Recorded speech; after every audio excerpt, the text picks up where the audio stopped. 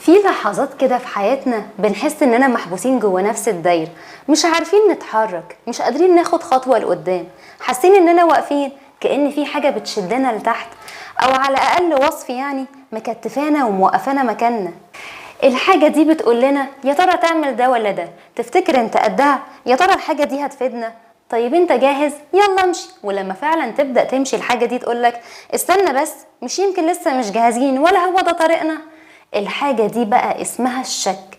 الشك ساعات مش بيكون واضح وصريح، ما بيقولكش اقعد مكانك ولا بيقولك بشكل واضح انا عاوزك ما تتحركش، لكن بيزرع جواك سؤال بيخليك تلف حوالين نفسك، واقف محتار مش عارف تختار ايه، وبتردد دايما جواك وايه يضمن لي، ايه يضمن لي ان ده القرار الصح، ايه يضمن لي اني مش هندم، ايه يضمن لي اني مش هغلط، ايه يضمن لي ان ده طريقي اصلا، ايه يضمن لي اني احقق فعلا المكاسب اللي انا عاوزها من الطريق ده.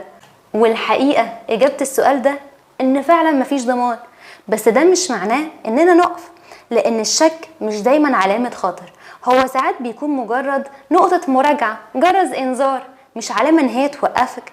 هو موجود علشان تسمع له مش علشان تستسلم له.